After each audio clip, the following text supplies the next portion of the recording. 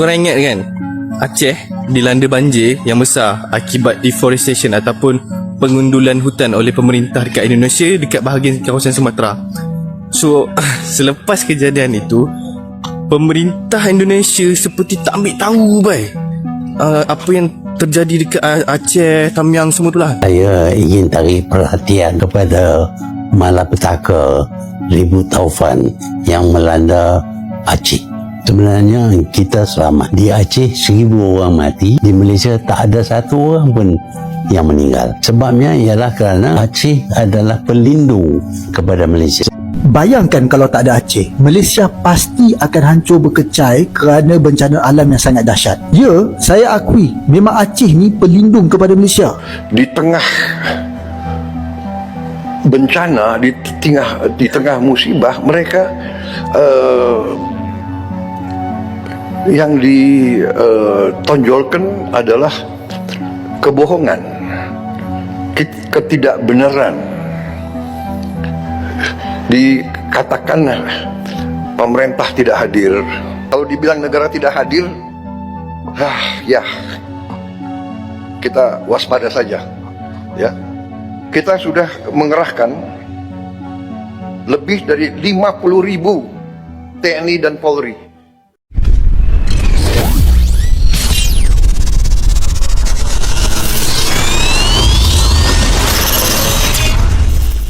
Sejarah Aceh adalah sejarah panjang tentang luka, pengorbanan, dan harga mahal yang dibayar demi martabat. Karena itu, ketika isu sensitif kembali diusik, apalagi dengan aroma campur tangan pihak luar, ini bukan sekadar gosip digital yang bisa disepelekan. Ini adalah alarm keras bagi kedaulatan negara.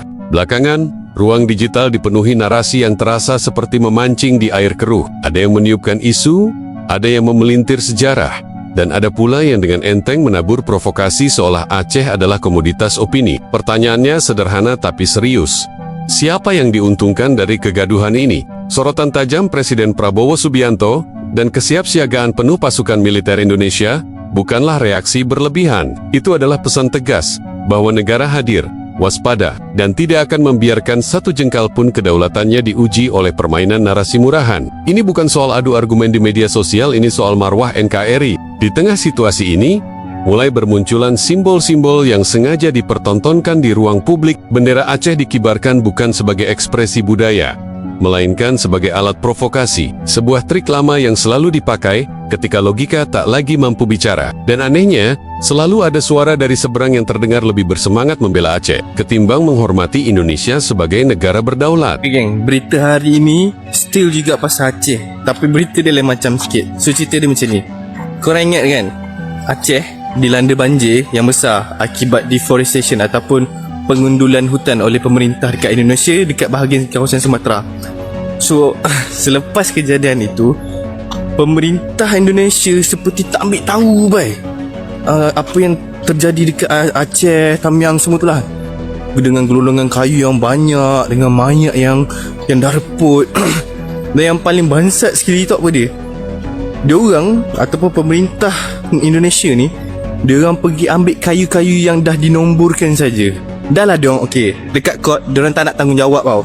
Sebab ada satu company tu dah memang sah-sah terlibat tau. Dah memang disuspek, bukan suspek, dah memang tahu dia terlibat. Nama company tu PT something lah. And then itu tak cukup, bansat lagi. Kata apa yang paling bansat? Lepas kejadian banjir lumpur dekat Aceh, semasa tengah membersihkan lumpur di kediaman rumah mereka kan, warga Aceh menemukan emas cuy. Diorang jumpa emas kan. Lepas tu benda ni viral. Kau tahu tak apa jadi?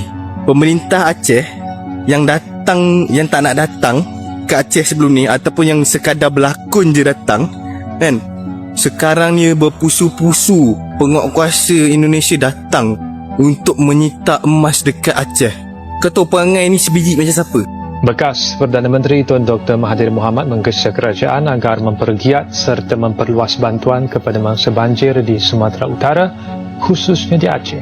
Dr. Mahathir berpendapat kedudukan geografi Aceh yang terletak di barat semenanjung Malaysia berperanan sebagai pinting semula jadi sekaligus mengurangkan kesan bencana alam tertentu terhadap Malaysia. Segala ribu taufan daripada lautan Hindi, dan apabila sampai ke Malaysia sudah tidak jadi ribut yang teruk lagi. Aceh adalah pelindung benteng untuk selamatkan Malaysia. Sekarang mereka menghadapi malapetaka. Sepatutnya kita beri bantuan kepada mereka sebagai tanda kesyukuran kita, tanda budi kita terhadap jasa mereka melindungi Malaysia. Bayangkan kalau tak ada Aceh, Malaysia pasti akan hancur berkecai kerana bencana alam yang sangat dahsyat. Ya, saya akui memang Aceh ni pelindung kepada Malaysia, dan sebab itulah wajib kita memastikan Aceh ni sentiasa berada dalam keadaan yang baik, kerana menjaga Aceh samalah seperti menjaga Malaysia. Ini bukan soal politik lagi, tetapi ini soal keselamatan. Bayangkan kalau Aceh ni tak wujud waktu tsunami 2004 dulu.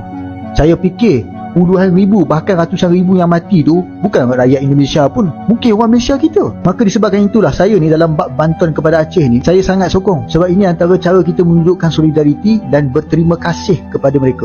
Semoga Allah merahmati penduduk Aceh.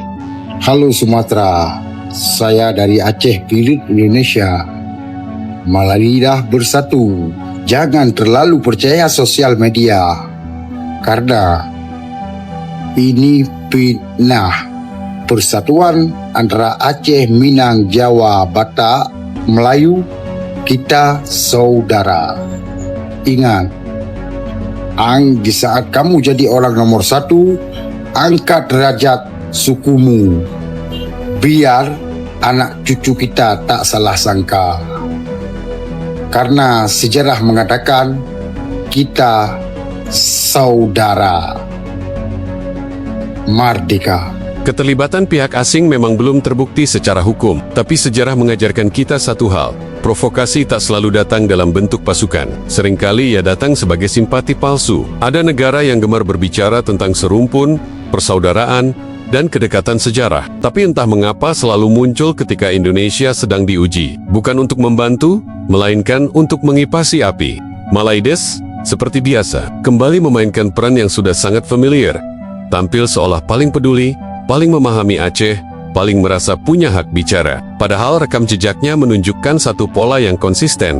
Senang menonton Indonesia ribut, lalu ikut nimbrung sambil mengklaim moral tinggi, klaim budaya, klaim sejarah, klaim bahasa, dan sekarang seakan-akan ingin ikut mengomentari urusan dalam negeri Indonesia. Ini bukan solidaritas, ini kesempatan. Kita sedang berada dalam perang narasi, di mana emosi jutaan orang bisa dipantik hanya oleh satu kalimat provokatif. Di era digital, satu unggahan bisa lebih berbahaya daripada satu peluru. Dan mereka yang terbiasa hidup dari sensasi, tahu betul cara memainkan ini, terutama negara yang selama ini lebih sibuk membangun identitas lewat klaim, bukan prestasi. Namun ada satu hal yang tidak berubah.